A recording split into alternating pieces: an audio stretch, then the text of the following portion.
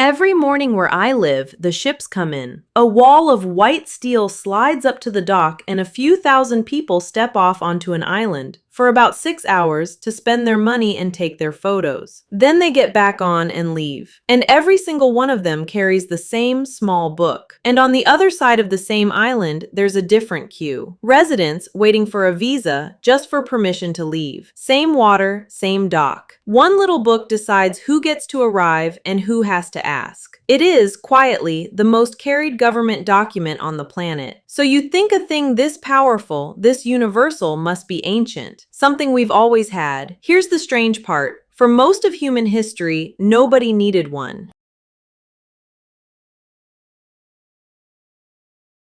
Pull back from my little dock, and it's the same everywhere. Cross a border almost anywhere on Earth, and someone will ask you for this. Nearly every adult alive holds one or needs one. It feels permanent. It feels as old as borders themselves. Which raises a simple question. If this thing is so fundamental, who invented it? And why could your great-great-grandparents cross a border without one? Truth is, most of us have never thought to ask. But go looking and you'll find one confident answer. So let's start there. The answer you'll hear almost everywhere is a year. 1414. England. King Henry V. His Safe Conducts Act, they'll tell you, created the very first passport. It's on the history sites. It's in the travel explainers. It even shows up in the government's own telling. Now, I've spent 35 years reading things other people quote and never actually open. Specs, contracts, the fine print that everybody trusts and nobody checks. And 1414 has that exact smell.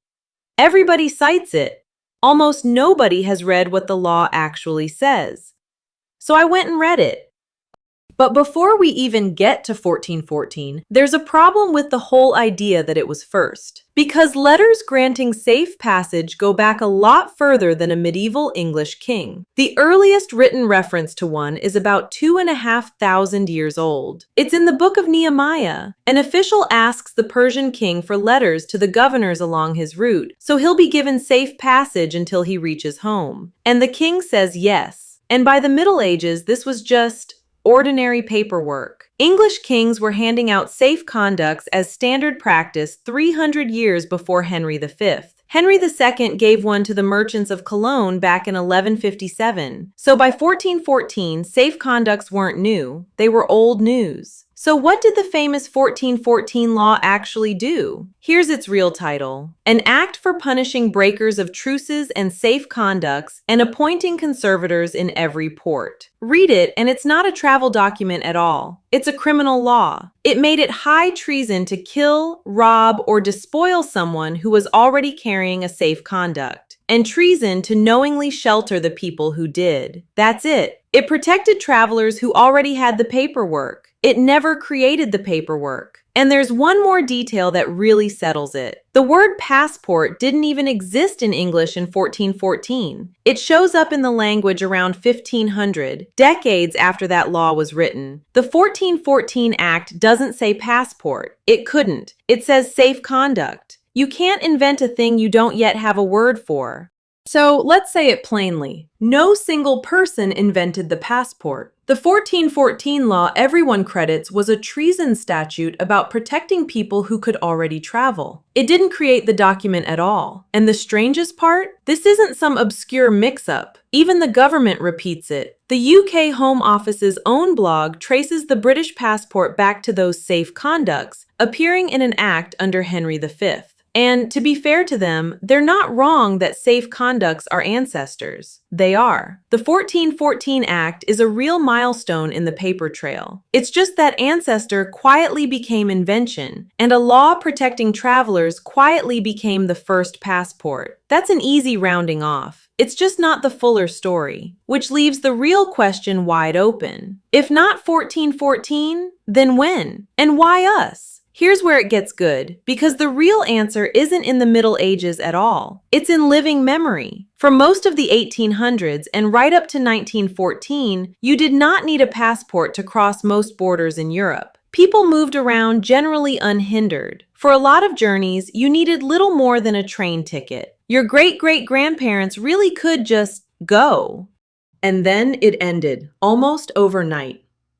In 1914, with the First World War, France, Germany, and Italy made passports mandatory. A security measure, a wartime one. You needed to know who was crossing your border when there was a war on. The neutral countries followed, and the open era was just over.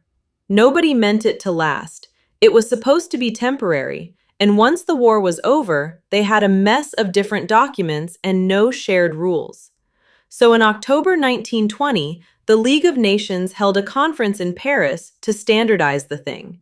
That meeting is the reason passports still look basically the same in every country on Earth. A little booklet, a photograph inside, two languages, your own plus French, and your country's coat of arms on the cover. 22 nations were represented in that room. Within a few years, more than 40 had adopted the design.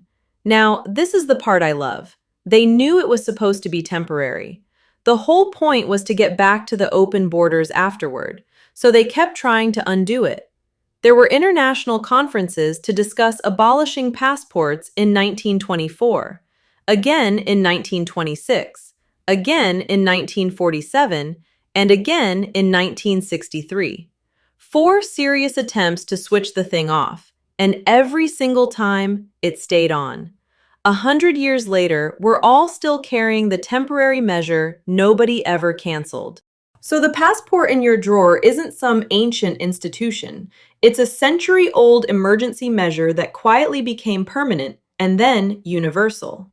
And the design is still basically the one 22 nations agreed on in a room in Paris in 1920. You've been carrying a piece of the First World War around the whole time and calling it routine paperwork. And back where I started, on my island, it's not abstract at all. That same little book is the difference between the cruise passenger who steps off for 6 hours without a second thought and the resident standing in the other line asking for permission to leave. The same document that lets one person move freely keeps another one in place.